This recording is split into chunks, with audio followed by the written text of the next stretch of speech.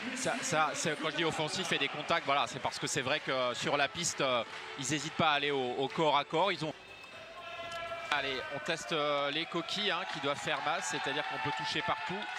Donc on protège la main derrière cette grande coquille. Pour allumer une touche, il faut faire une pression de 750 grammes. Est-ce que vous savez pourquoi, Théo, 750 grammes? Exactement pourquoi, non. Pas facile. J'essaie de vous trouver. Pour une fois, je peux vous coller, c'est pas souvent.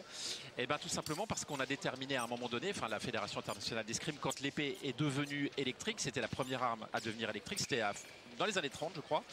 Et bien on a déterminé que la pression de 750 grammes, c'est la pression d'une épée qui rentrait dans la peau à l'époque des duels. Voilà, je suis content de vous avoir expliqué quelque chose. Ça sera sûrement la seule fois de la journée. Merci pour l'info. Allez, avec la poignée droite du Suisse qui a tenté une touche mais qui s'est fait contrer par le Japonais juste derrière la manchette. Exactement, avec cette petite touche à la main. Les Japonais qui ont un jeu de jambes assez impressionnant, bien fléchi sur les appuis, vraiment bien mettre de la distance. Et là, le Japonais qu'on a sur nos écrans, est le champion olympique individuel de Paris, donc c'est pas n'importe Voilà, c'est pour ça, ouais, c'est vrai qu'il est champion individuel et qu'ils ne sont que, entre guillemets, vice-champions olympiques par équipe. Avec Kano Koki. Et franchement, l'escrime japonaise, je la trouve très jolie à regarder. Oui, c'est agréable à voir, c'est beau, c'est élégant, c'est plein de fougue, de vivacité. C'est très intelligent. Voilà, il se fait piéger. Non, mais c'est du beau spectacle qu'ils nous offrent à chaque fois les Japonais. Ah ouais, là on va se régaler sur cette finale. Regarde, la parade et la riposte du Suisse, très bien effectuée. Parade circulaire, hop, il écarte le fer et il vient toucher dans le dos de l'adversaire. Pour égaliser à un partout. Voilà, donc malgré le fait qu'il soit en poignée droite, il a réussi à faire des parades riposte. Donc il faut une bonne poigne pour réussir à faire ça.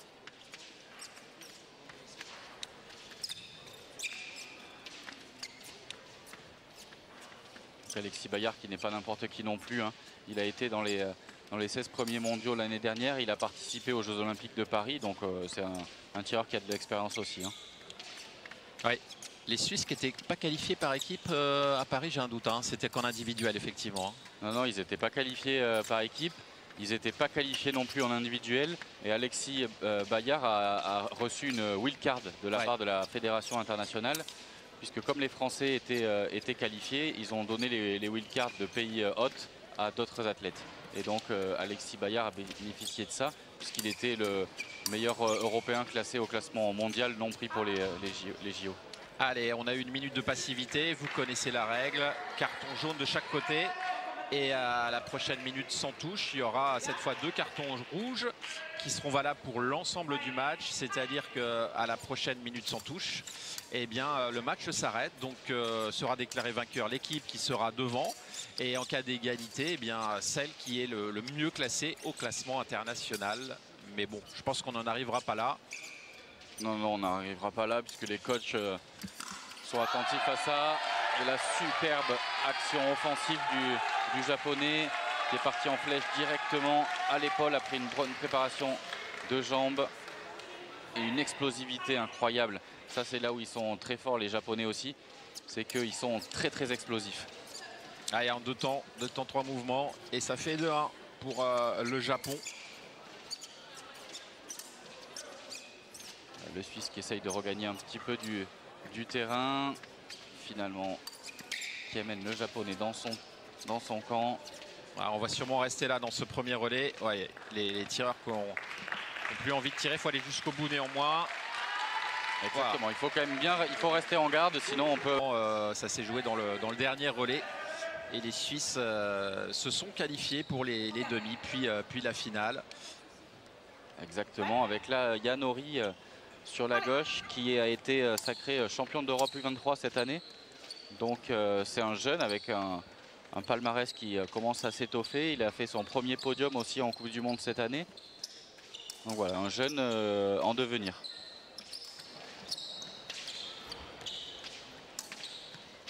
Avec un style de jeu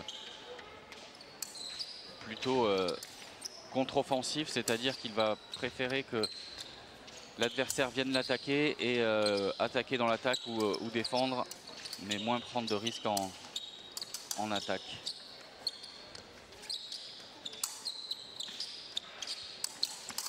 Et ça touche sur cette grande allonge du tireur suisse. Vous voyez Daniel Gérant à droite, le coach de cette équipe suisse qui a été longtemps membre de l'équipe de France, que vous connaissez bien, Théo.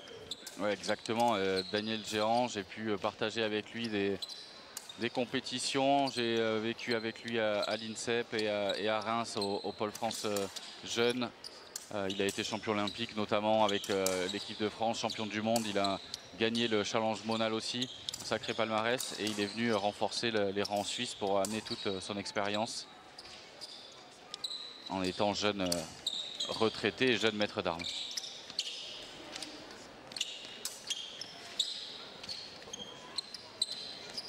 De partout, beaucoup d'observations entre les deux athlètes. Ouais, on ne prend pas de risque là. Hein. Pas de risque, mais on voit que le travail de jambes toujours actif. Et là, la belle flèche du japonais avec cette explosivité, hein, je le redis encore une fois, comme tout à l'heure, mais c'est vrai que le départ est très très rapide et c'est ce qui permet de surprendre l'adversaire. 1:30 à disputer dans ce deuxième relais. Un petit point d'avance pour le Japon dans un match qui pour le moment ne s'emballe pas. Non, il n'y a pas d'emballement. Les Suisses n'ont pas un jeu pour emballer le match. Les Japonais pourraient, un petit peu. Mais voilà, là, c'est pas leur intérêt. C'est pas leur intérêt. Et puis là, c'est le plus jeune de l'équipe qui doit avoir un petit peu d'appréhension d'intégrer cette équipe avec ses nombreux titres. Et du coup, il n'a pas envie de faire n'importe quoi. Donc, il se concentre. Il est appliqué et sérieux. Et la touche juste sous la coquille, à la main, sur la préparation d'attaque du Suisse, en fait. Hein. Regardez, le ralenti. Le Suisse qui découvre sa main. Et hop, le Japonais qui le touche directement. À la moindre erreur de distance et de placement de la main se paye cash à ce niveau-là. Hein.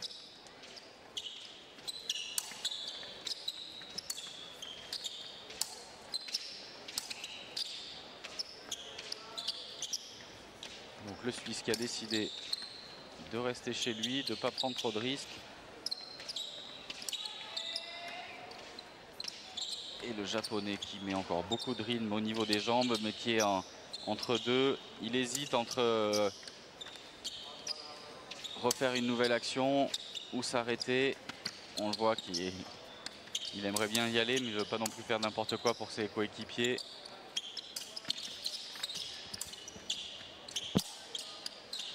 Allez, on va en terminer là, à moins qu'il y ait une action offensive du Suisse, c'est le cas, mais c'est une touche double. Et ça fera 5-3. 2 touches d'avance toujours pour le Japon, juste avant d'entamer le troisième relais de cette finale. Ouais, exactement, une prise de risque à 2 secondes de la fin. On va voir dans son attitude, hein, effectivement. Exactement, un peu nonchalant, pas très fléchi. Les autres tireurs, on les voyait très vifs sur leurs appuis, des marches, des retraites, tout en cadence. Et lui, un peu plus nonchalant, un peu plus droit, mais avec un travail de main assez incroyable. Et ouais, il s'agit de Yamada Masaru qui tire face à Luca Malcotti. On a l'impression qu'effectivement la nonchalance c'est un peu le terme qui lui convient, ouais, d'aspect, hein, parce que les touches il les met. Hein. Exactement, après dès qu'il déclenche ses actions, là il est plus du tout nonchalant, mais il a ce côté, on ne sait pas s'il a vraiment envie de tirer. C'est cette sensation là ouais, voilà, ouais, puis j'imagine quand on est face à lui, on a envie de partir parce qu'on se dit bah il fait rien. Enfin, on finit par peut-être y aller un petit peu par erreur. Bon, il est connu hein, ce tireur, donc à ce niveau-là, on regarde les vidéos, on se connaît par cœur. C'est ça, mais c'est vrai que voilà, là on voit qu'il menace pas du tout l'adversaire avec sa pointe. Il a la pointe en bas et on se dit bah peut-être que je peux déclencher directement en flèche. Et en fait, s'il n'y a rien qui a été préparé, il attend que ça pour faire une parade riposte. Alors ça c'est la nouvelle minute sanctionnée sans touche. Voilà, un rouge partout. Cette fois, il n'y aura plus le droit à une minute de passivité.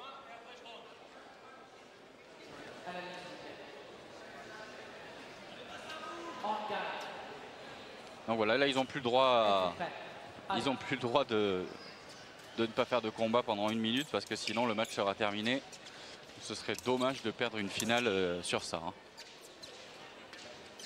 Donc là, le japonais, lui, il est dans un fauteuil. C'est ce qu'il préfère, attendre et contrer. Ah ouais, puis oh là là, la parade et la riposte dans le dos là.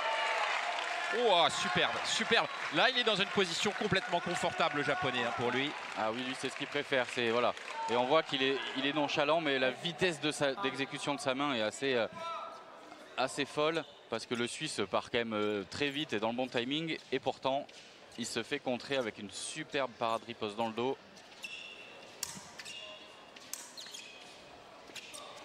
Et le Suisse qui va être obligé de à nouveau se découvrir au moins une fois pour pas risquer la minute sans touche. Et le japonais, on voit qu'il attend que ça. Ah là, la pression avec en plus 3 touches de retard, elle est suisse. Et avec cette impossibilité de ne pas marquer une touche toutes les minutes. Et voilà, le compte, ça fait une double, ça fait les affaires du Japon. Ah, ils sont bien positionnés les Japonais. Il peut y avoir encore des retournements de situation. Le match va être encore long. On n'est que dans le 3e relais. Et même s'il avance que de 3 touches, quand même, je trouve que le scénario est confortable pour eux. Oui, tout à fait. Là, surtout pour ce tireur Yamada, là, c'est le scénario rêvé pour lui. 3 touches d'avance. Le Suisse qui est obligé d'aller déclencher des actions puisqu'il a la pression du temps et de la non-combativité. Donc il est dans un fauteuil et on voit. Il attend. Et la preuve, ça marque. Et 9-4. Voilà, avec l'interception de fer, là on le voit, c'est très rapide, mais on n'a pas l'impression qu'il fait une parade. Mais sur l'allongement en fait du Suisse, il vient attraper le fer adverse en allongeant le bras directement. Donc une opposition de Sixte pour toucher tout seul. C'est magnifique. 9-5. 9-5, moins de 30 secondes à tirer bientôt dans ce 3e relais. Voilà, le japonais qui prendra pas de risque, hein, il va attendre que le Suisse fasse une erreur ou pas. Ah, il y a Malcotti qui... Je sais pas s'il va y aller là quand même parce que ça marche pas très bien dans ce relais. Il a peut-être intérêt à en rester là et à passer à -4 le relais ça sera Alexis Bayard derrière lui. Mais là il vaut mieux laisser le temps parce qu'on voit qu'il n'a pas de... Il n'y a pas de solution. Hein. Ouais. Pas de solution. Allez, 9-5 au terme de ce 3e relais. Vont rentrer Alexis Bayard pour la suite. Stratégiquement, on se dit, là, le jeune japonais Azami, c'est peut-être le maillon faible. Et souvent, on se dit, on va essayer de tout faire sur lui. Et souvent, c'est pas forcément la bonne solution parce qu'on se livre un peu trop et ça devient trop facile pour le japonais. Donc après, il faut rester un petit peu dans le même schéma, essayer de grignoter une touche par une touche. Mais les Suisses seront obligés d'aller attaquer de toute façon pour éviter cette problématique de minutes sans touche.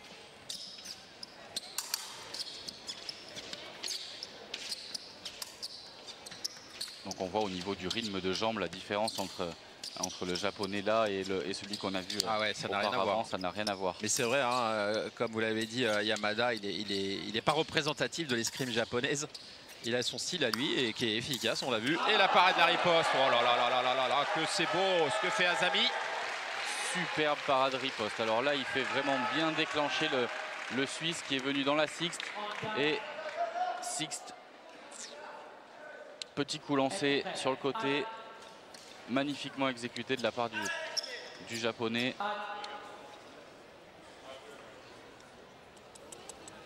Et donc le Suisse qui avait quelque chose qui le gênait dans l'œil. Donc voilà, il demande à l'arbitre l'autorisation d'enlever son masque pour enlever. Il n'a pas le droit d'enlever le masque directement sans demander autorisation, sinon c'est un carton jaune. Exactement. Ouais.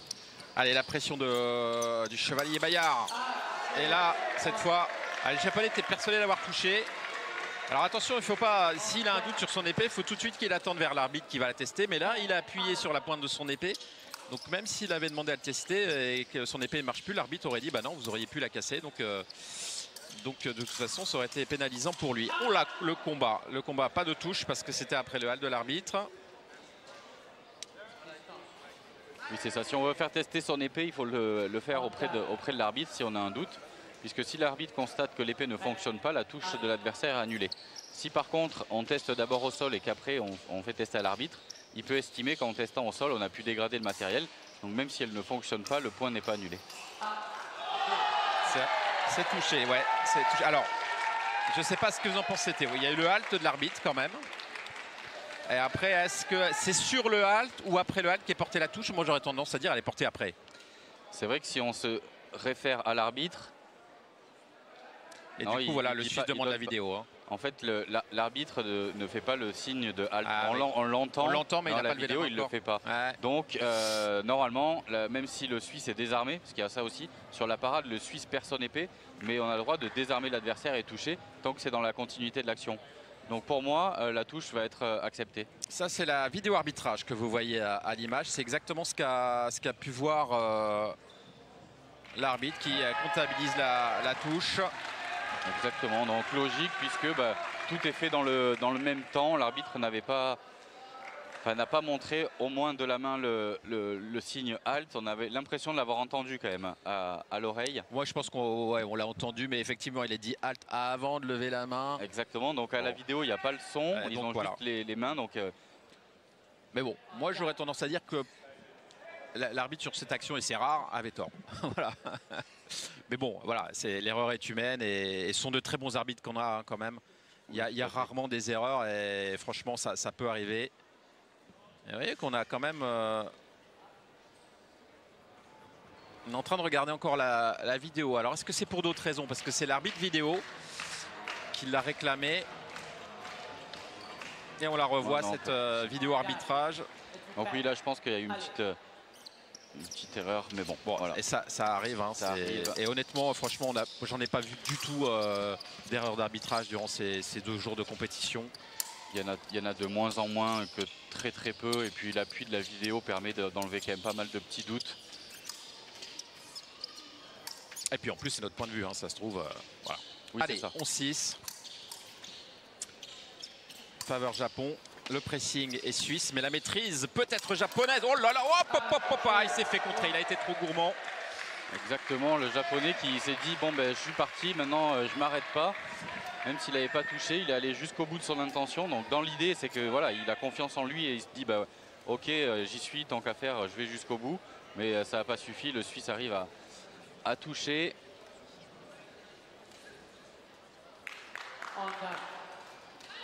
Allez, il revient à 11-7, une petite touche de grappillé pour le Suisse. Il en reste 4 de retard. Et Kano Koki qui va être très vigilant.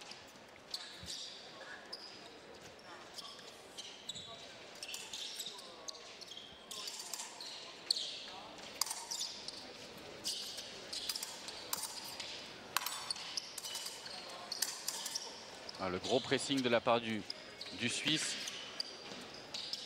qui essaye de trouver... Oh, et le japonais qui touche. Oh, le pressing suisse, mais la touche japonaise. Et il était vraiment à la limite de son terrain, hein, le japonais Kano. Regardez. Le Suisse qui fait un gros pressing, mais qui ne déclenche finalement pas son action. Et le japonais qui était très bien sur ses appuis, a attendu le bon moment pour faire une petite contre-attaque et porter l'avance à 5 touches. Oh là là là là là là là là. Allez, 12-8. Le contre suisse qui a provoqué son adversaire et qui est parti un petit peu... il s'est raccourci un peu le bras, c'était un peu bizarre. On sent qu'il a un petit peu peur des prises de fer de l'adversaire, du coup il a retiré un petit peu le bras. Heureusement le japonais n'avait pas réagi assez vite, donc il a pu toucher.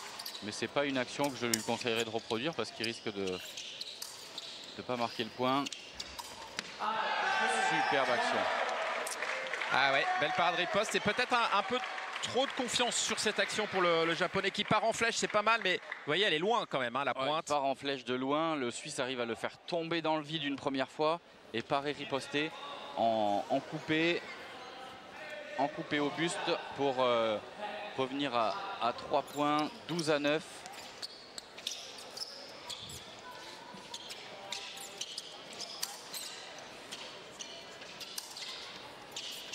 Encore 3 secondes, on ira au bout. Allez, on en reste à 12-9 dans ce 4e relais. 3 touches. Malcotti est sorti. Ah voilà. Et c'est Svines qui vient de rentrer et qui est en train qui va affronter Kano Koki. Ah oui, c'était Asami. Ouais, on est dans le changement tactique de la part des Suisses. La sortie de Luca Malcotti. Allez. Sven Vies. Un jeune Suisse aussi.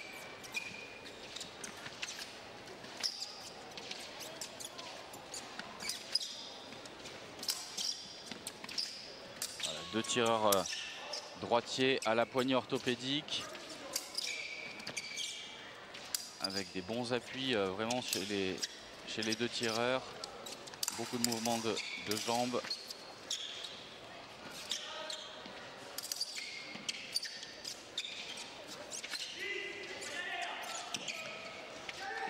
Oh, cette touche en dérobade. Voilà,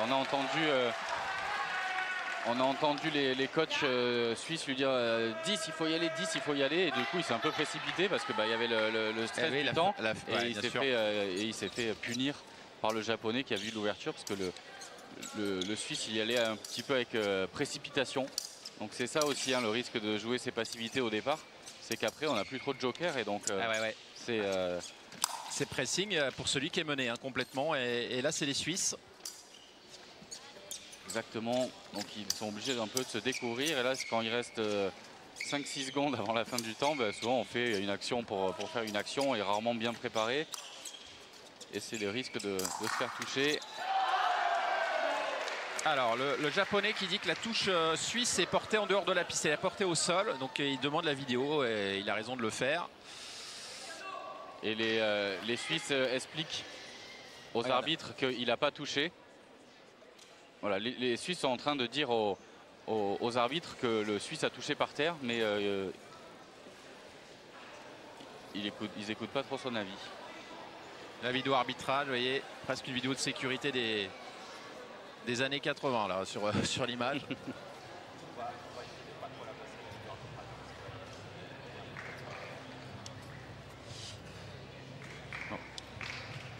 Donc ils sont en train de se visualiser. Allez, alors que va dire Madame l'arbitre? Eh ben, elle dit qu'effectivement il y a une touche japonaise qui est portée. Et ça fait 14-9. Voilà, la touche du Suisse, donc c'était touche double et le Suisse avait touché par terre et le Japonais avait touché l'adversaire. Du coup, la touche du Suisse est annulée, donc c'est qu'un seul point pour le Japonais.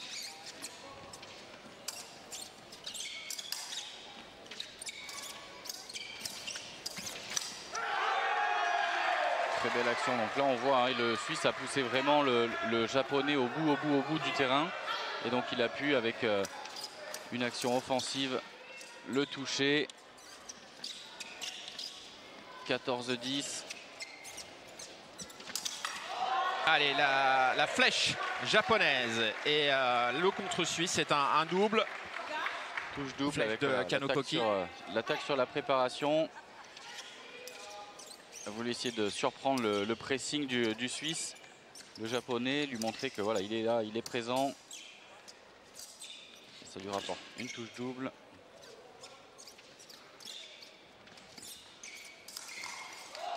Et une nouvelle double, c'est bien rattrapé par le Japonais. Parce que le pressing, il est fort sur lui. Exactement, le Suisse effectue un super bon pressing et le Japonais est un petit peu asphyxié.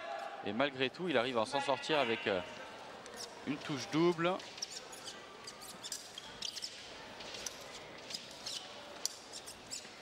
On est déjà au 5e relais. On voit que le score n'a pas beaucoup bougé. On n'est qu'à 16-12.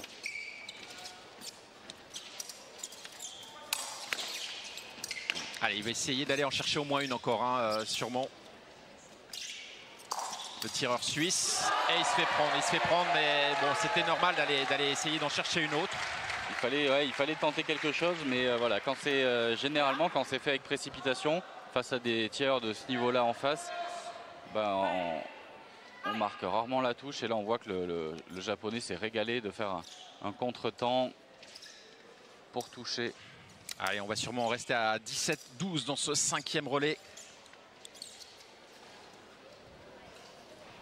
5 touches d'avance pour les Nippons. Ils font la course en tête il y a quelques années. On a cette possibilité de coaching, alors que quelques années en arrière, une fois que le remplaçant était rentré, c'était terminé.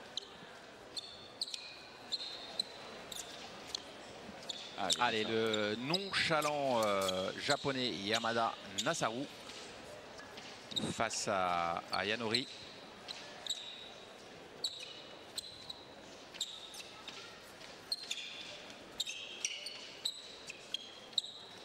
Yanori qui va devoir absolument mettre une touche dans les 30 secondes là. En tout cas, aller chercher quelque chose parce que... Voilà, mais on sent qu'il le craint. Hein. Tous les tireurs le craignent Yamada avec sa vitesse de main. Et du coup, on voit le pressing de Hori pour essayer de trouver une solution. Pour aller la double.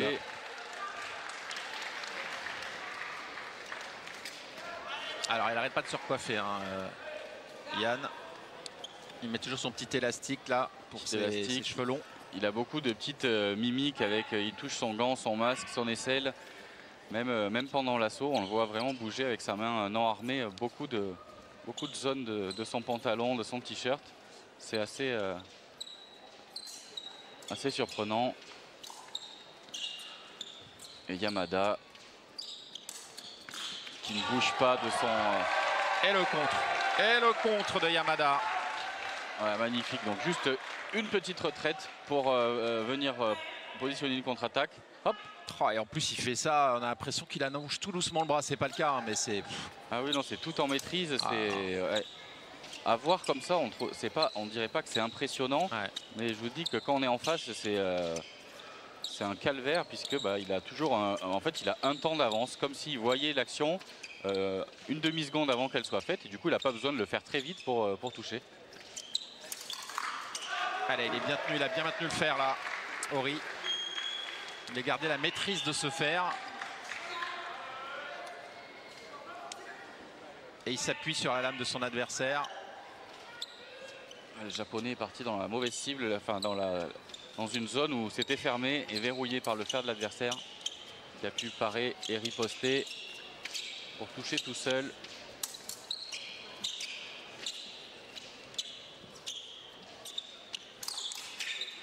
Allez, la touche dans le dos là, petit fouetté. Et l'élastique.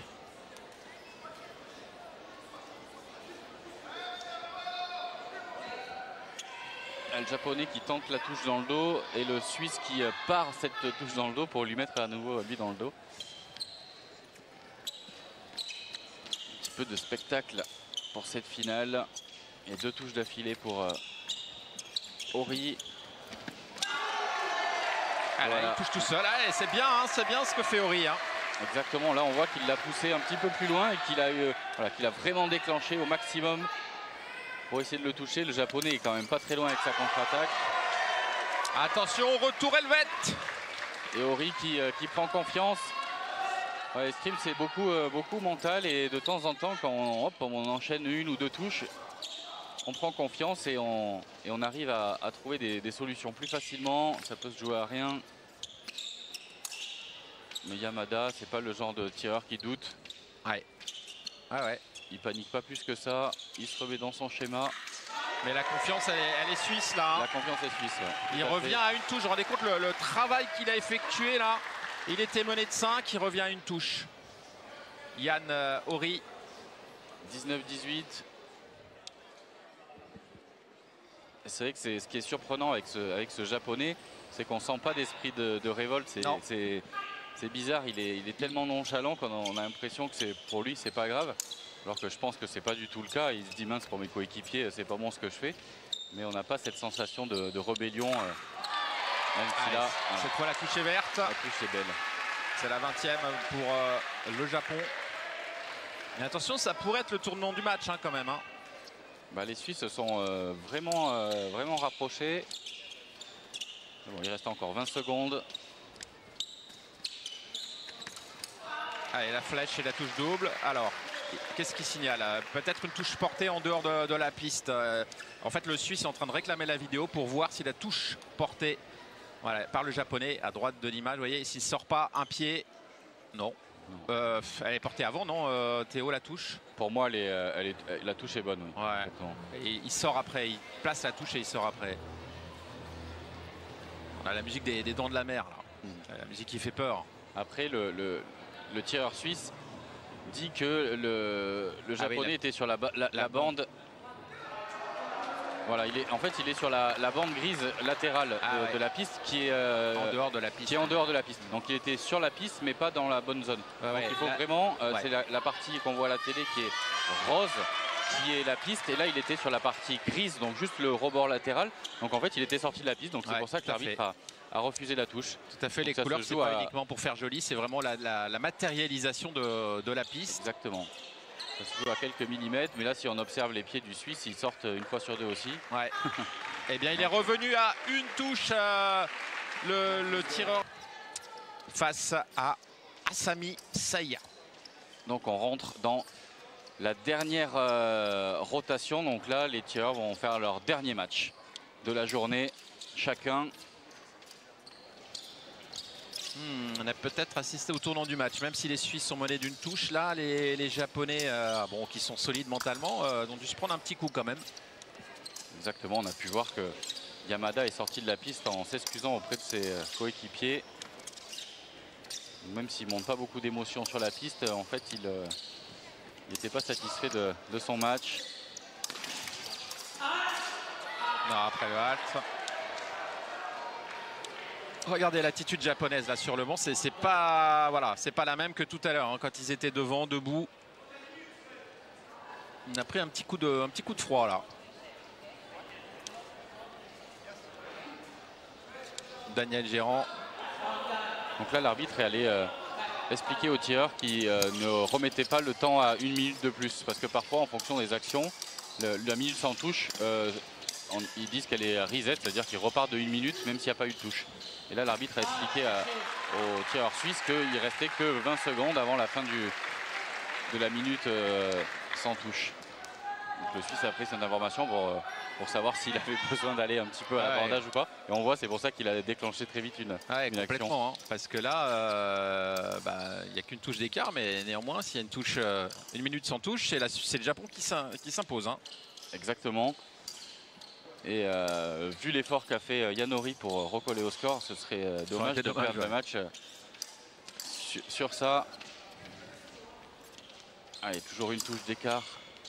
Le Suisse qui fait un gros pressing. On l'a vu tout à l'heure déjà faire sa rentrée contre Kano Koki. Pousser l'adversaire bien au fond. Parade. Oh là là. Alors j'espère que c'est pas fait trop mal à Sami sur cette action. Je crois pas que ce soit le cas.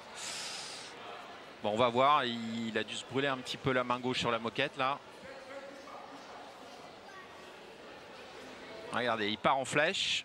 Boum. Parade et la riposte qui rate. Ouais, il s'est un peu brûlé sur la moquette. Ouais. Parce que là, même si l'athlète nous a dépassé, on a le droit à faire notre riposte. Donc là, si le Suisse l'avait touché, même si le Japonais était en train de tomber derrière lui, le point aurait été accepté. Donc là, les Suisses demandent la vidéo pour savoir la zone où est sorti le Japonais. Puisque quand on sort de la piste, on doit ensuite se remettre à l'endroit du départ de l'action et reculer de 1 mètre. Là, comme il est, regardez le ralenti, comme il est au bout de son camp, s'il doit reculer de 1 mètre, ça peut faire un point de pénalité pour les Suisses. Donc le Suisse demande ça, de savoir exactement où il est sorti pour se replacer et potentiellement gagner une touche au terrain. Alors ça va être très limite. Soit il va avoir juste les orteils à l'intérieur à la mise en garde, soit il va être sanctionné d'une touche. C'est ça. Alors que va dire l'arbitre? Non, on va se revenir en garde là.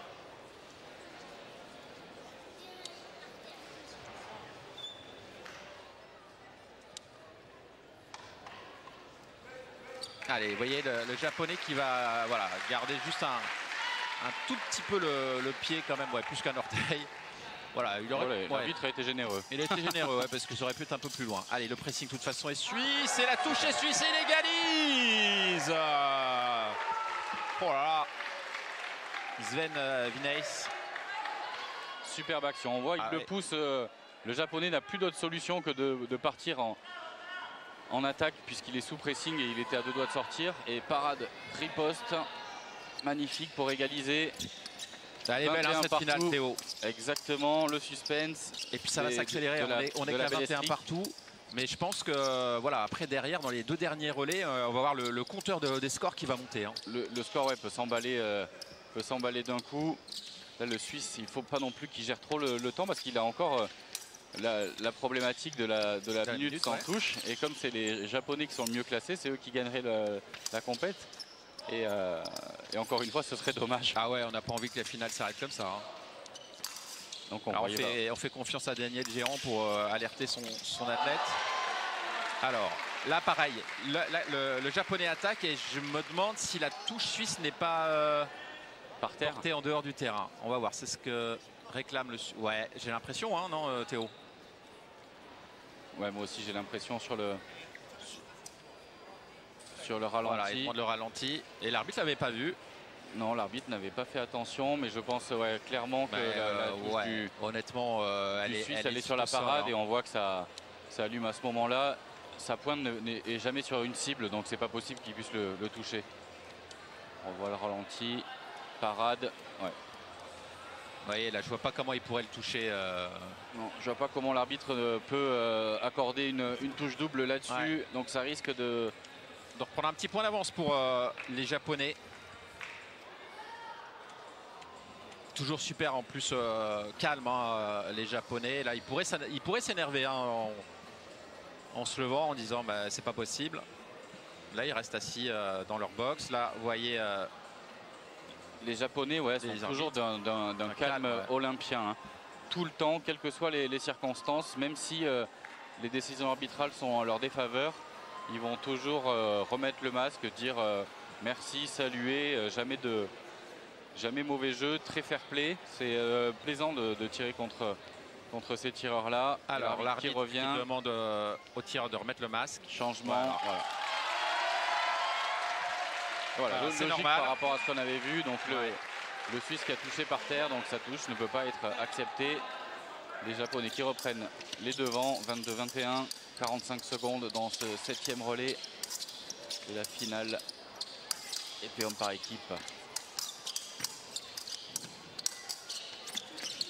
Gros pressing, beaucoup de mouvements, super action du Japon. Oh la flèche en 2 temps, hein, parce que c'est pas la première qui touche, un petit peu sur la continuation d'attaque. Ouh, c'était chaud. C'est ça, sa première attaque ne touche pas, il continue, il pousse jusqu'au bout. Belle générosité dans l'effort, on voit que quand on a vraiment envie de toucher, bah, souvent ça paye. Et là le Japonais, il est allé vraiment au bout de son action en se disant oui, je la veux cette touche. Et ça lui sourit pour reprendre 2 touches d'avance, 23-21, 20 secondes encore dans cet assaut.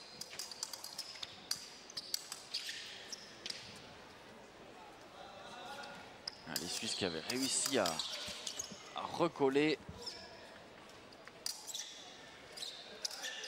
Allez, on va en rester là, 23-21. Les Japonais qui s'en sortent bien, qui reprennent 2 touches d'avance sur ce relais.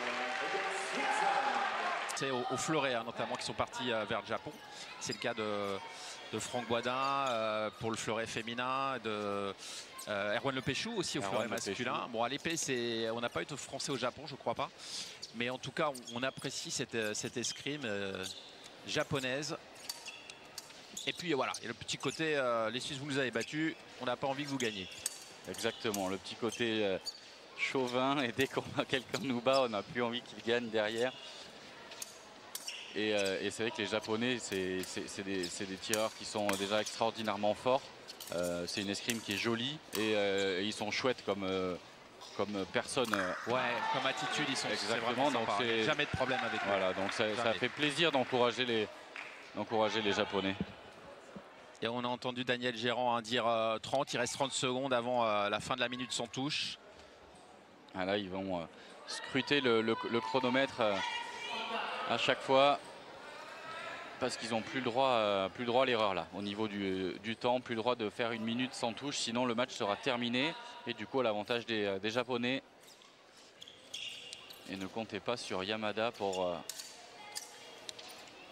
aller à l'abordage. Alors, il reprend son rythme, nonchalant, 2 marches, une retraite.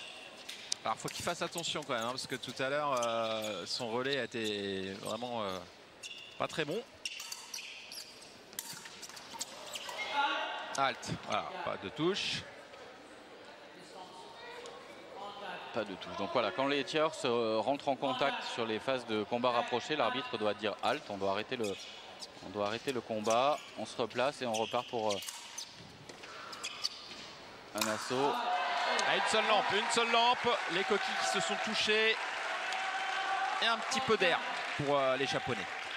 Avec le petit coupé de la part du Japonais, voilà, juste au-dessus de l'épaule.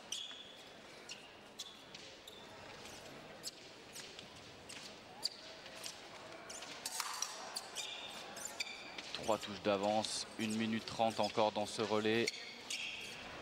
Yamada qui verrouille dans son camp. Ah, il a voulu faire un peu de riposte. Alors là, vous avez vu Bayard qui a touché son épaule, ça veut dire que la lame a fouetté son épaule, mais ça n'a pas touché, hein, c'est pas la pointe. Attention monsieur Yamada. Là, il a voulu se compliquer la vie en essayant de toucher dans le dos, alors que le plus simple, c'est d'aller tout droit. Hein. Voilà, il faut qu'il fasse attention à ce... Ouais, il faudrait pas qu'il fasse 2 mauvais relais quand même. Voilà, il assure le double. 26-24, 1 minute tout juste à disputer dans cet avant-dernier relais. Le 8e. Et nous saurons qui remporte la dernière épreuve de Coupe du Monde du Challenge Monal par équipe.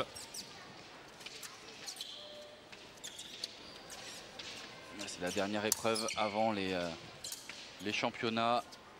D'abord les championnats continentaux avec les championnats d'Europe, championnats panaméricains, championnats d'Asie. Et ensuite en août on aura les championnats du monde.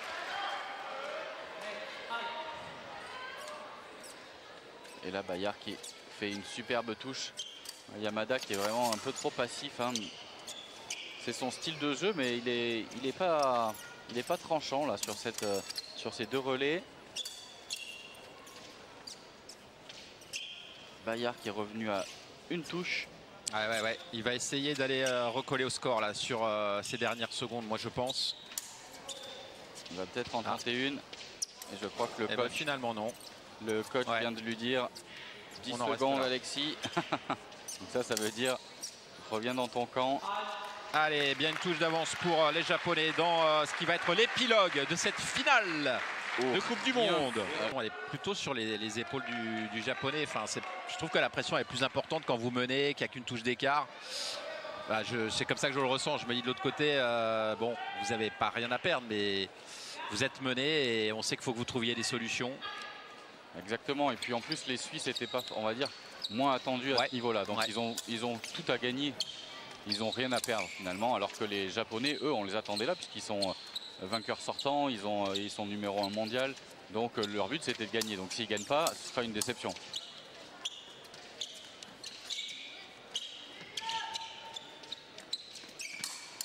Oh là là. Une parade riposte. Allez. Eh bien, il égalise. Égalise avec une fente flèche un petit peu. C'était ni une vraie fente, ni une flèche. Ouais, on la voit au ralenti cette action hybride. Ouais.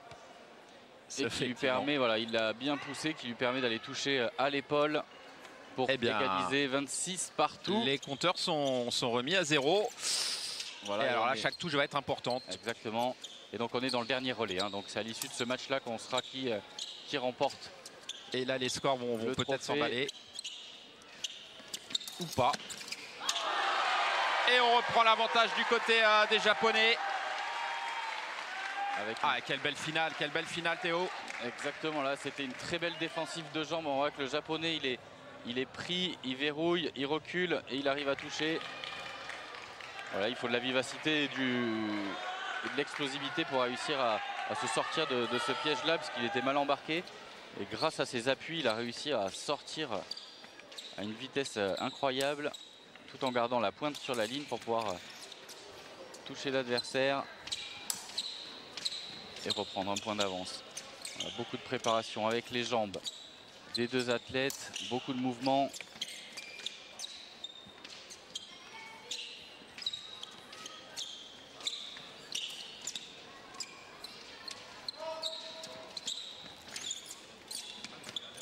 Le Suisse qui va être obligé. Alors, il n'y a pas de touche a priori. Le Suisse va être obligé de se découvrir puisqu'il y a toujours le principe de 2 minutes. Hein.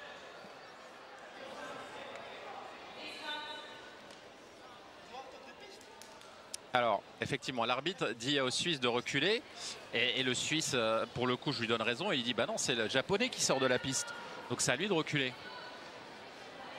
Est-ce qu'il a avancé entre l'endroit où il est, notre ami Yanori, et l'action? Ensuite, le Japonais demande la vidéo puisqu'il estime qu'il n'avait pas encore dépassé totalement son adversaire avant de toucher. Et il n'était pas encore sorti. Donc, pas de touche.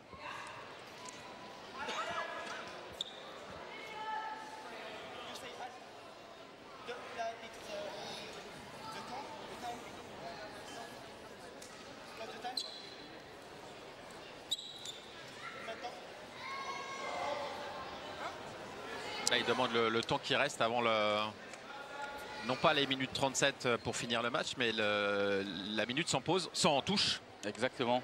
Voilà, ça leur trotte dans la tête quand même. Hein. Alors c'est vrai qu'honnêtement, au niveau système, il faudrait qu'il y ait un indicateur visuellement pour tout le monde. Eh bien, il y a les nouveaux appareils utilisés dans pas mal de circuits en France et à l'international, où on a le compteur qui défile sur l'appareil. En plus du chronomètre, on a un petit chronomètre. Mais c'est vrai que sur ceux-là, on ne voit pas du tout le temps qui reste. Et ça peut quand même perturber les tireurs parce que entre deux touches, de temps en temps, on ne sait pas si on a touché à 1 minute 30, 1 minute 35, 1 minute 36. Et comme c'est à la seconde près, ce serait pas mal d'avoir le temps, effectivement. Donc le Suisse qui est obligé de presser. Ouais, la touche suisse. Ah, on était persuadé, le Japonais, le premier, qu'il allait toucher. Et il se fait contrer. Exactement, je pensais que le Japonais avait fait le plus dur en faisant cette petite attaque. Et au final, il n'a pas bien visé la cible et le Suisse a pu... Est-ce qu'on va aller à la mort subite dans cette finale?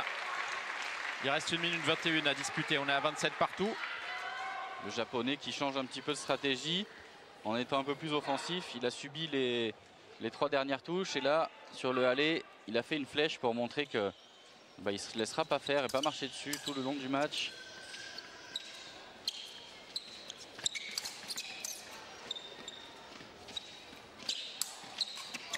Oh là là, la double accord. 29 partout.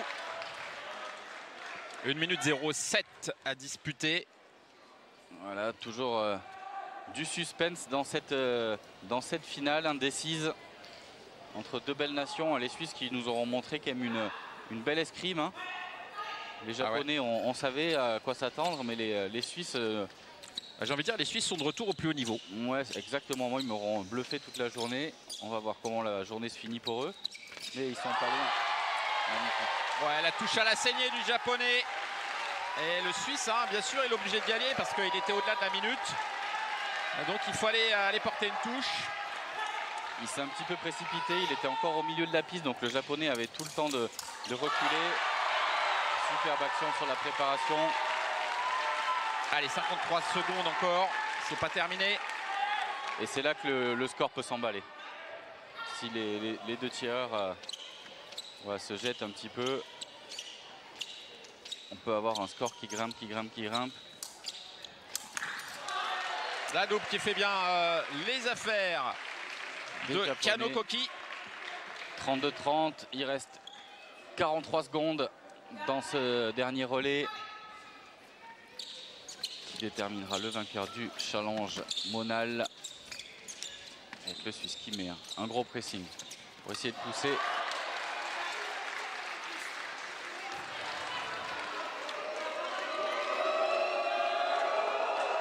Alors il a plus de vidéo, je pense, notre tireur suisse.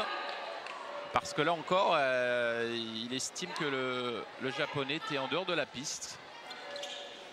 Exactement, il estime que pour lui, il voit le japonais hors de la piste. Et attention, attention, 28 secondes, il revient à une touche, Ori. Oh là là là là là là. Avec une superbe action, hop, la flèche coupée à l'épaule. Elle est comptabilisée, hein, cette riposte. Et on revient à 33 partout. Ah, Théo, on ne pouvait pas rêver plus belle finale. Hein. Ah non, on ne pouvait pas. Magnifique touche de la part du Suisse, la parade, la riposte. On voit que le Japonais l'a dépassé, mais on a le droit dans le mouvement de faire cette remise. 33 partout, 25 secondes. Ah, et...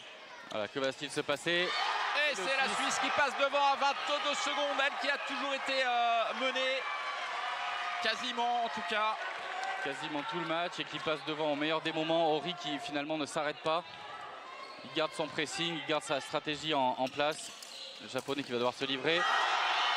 Oh, c'est incroyable, c'est incroyable. Alors, le Japonais qui demande à ce qu'on teste son épée. Oh là là là là là là là là là là là là. Elle va fonctionner, hein, son épée, je pense. Non! Elle ne marche pas! Elle ne marche pas, son épée. Tout de suite, il l'a senti. Hein. Ah là là, heureusement qu'il l'a signalé tout de suite à l'arbitre. Ouais. Hein. Mais dès l'action, il a dit non, non, c'est bon, elle ne fonctionne pas. Donc c'est qu'il avait senti qu'il avait touché, je pense. Hein. Que pour être aussi confiant. Oh, oh, oh, oh. Il y a tout dans cette finale, il y a tout. Donc là, on va expliquer, comme l'épée du Japonais ne fonctionne pas et qu'il a testé vraiment directement avec l'arbitre, la touche du Suisse est annulée. Donc on en reste à 34-33. Voilà, le Japonais a eu le bon réflexe de directement demander à l'arbitre et pas essayer par terre. Sinon la touche n'aurait pas été annulée. C'était foutu pour lui parce que l'arbitre n'aurait pas vérifié. Allez, allez, allez. Oh, ce serait bien l'égalisation. Eh non, non, non, non. Magnifique parade riposte. Ah, il reste 14 secondes, il va falloir placer 2 touches pour les Japonais s'ils veulent exactement, mais avec égalité. Avec Kano et sa vitesse éclair, il est capable de renverser la situation. Avec sa vivacité, attention. Ça va partir vite. Allez, on revient à une touche. Oh là là. Allez, 11 secondes pour égaliser. Pourquoi pas aller chercher ensuite une touche à la mort subite. Alors là, le Japonais, il a même le temps de préparer. Il n'a pas besoin de se jeter. Ouais, il ne va pas faire un banzai. Hein. Il va préparer. 11 secondes, c'est suffisant pour aller mettre une touche. Mais il va le faire rapide. Oh, la double. Oh, la double qui va sans doute sauver. Touche double. Encore le Suisse, parce que là, 6 secondes, il va partir en flèche. Hein. 6 secondes, il y a du temps encore. Hein. Vu comme il va vite, il a le temps de faire même 2-3 touches hein, si on veut en 6 secondes. Mais il faut aller vite. Oui, allez, le Japonais qui égalise. Oh, c'est incroyable ce match. C'est incroyable. 4 secondes de... Il reste 4 secondes d'égalisation. On va aller à la mort subite, Théo. Je pense qu'aucun des deux tireurs va vouloir prendre de risque. Alors moi je serai à leur place, j'en prendrai pas, mais de temps en temps on a des surprises. Mais je pense pas qu'ils vont jouer la finale sur 4 secondes. Ce dernier match du Challenge Monal. Magnifique. Donc oui, les deux tireurs vont se mettre à la mort subite. Alors il va y avoir un tirage au sort pour celui qui, en cas qu'il n'y ait pas de touche, remporte le match au bout de la minute. Donc, et c'est le Japon qui est prioritaire. Ça veut dire que c'est le Suisse qui va être obligé d'aller chercher une touche. Exactement. Là, admettons qu'il n'y ait pas de touche pendant la minute ou que des touches doubles, ça peut aussi arriver. C'est le Japon qui gagnera. Mais c'est un scénario qu'on voit quand même que très rarement.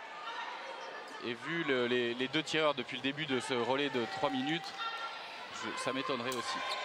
Allez, c'est parti. Allez, le premier qui touche fait remporter son équipe. Voilà, c'est la touche à Nord. Ah, qu'est-ce qu'il dit? Ah non, l'arbitre a cru que... Parce que le Suisse levait la main gauche. Il a cru qu'il demandait le halt. Le Suisse ne comprend pas. Mais c'est vrai que sur l'image, moi aussi, hein, j'ai cru qu'il demandait le halt. Main.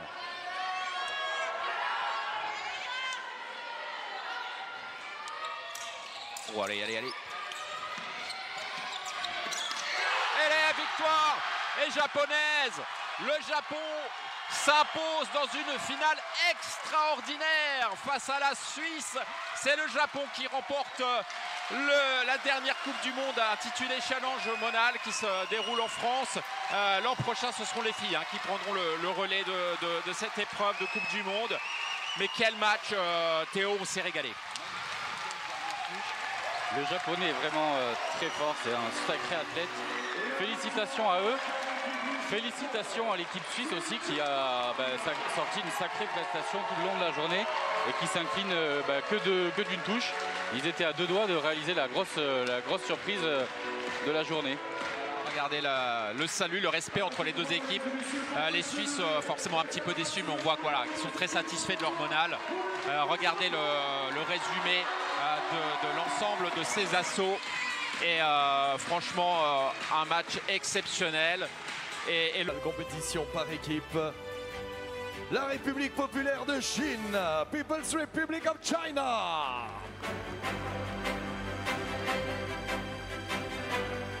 Les médailles seront remises conjointement par M. Rémi Delhomme, président de la Fédération française d'escrime, et M.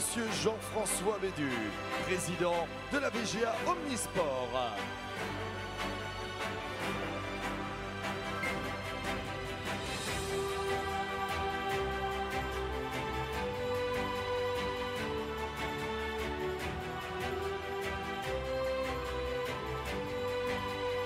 Applaudissements pour la République populaire de Chine.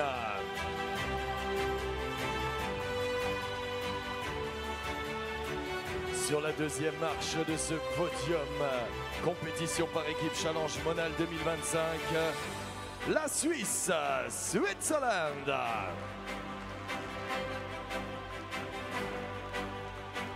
Les médailles seront remises conjointement par Madame Yasmine Camara, vice-présidente de la région Île-de-France en charge de l'emploi et de la formation, et Germain Rush, conseiller départemental du Val-de-Marne.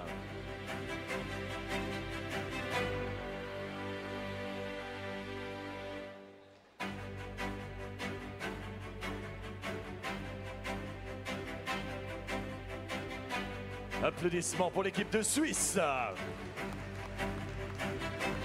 Il s'impose, il réalise ce qu'on appelle un back-to-back, victoire en 2024, victoire en 2025. L'équipe du Japon, Team Japan.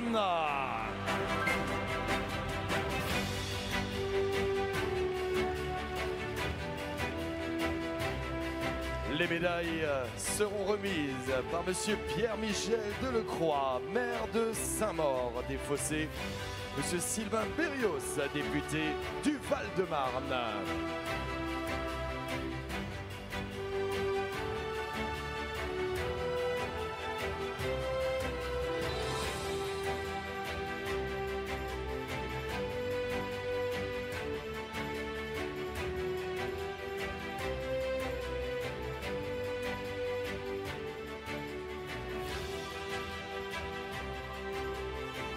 Applaudissements, mesdames et messieurs, l'équipe du Japon, Team Japan.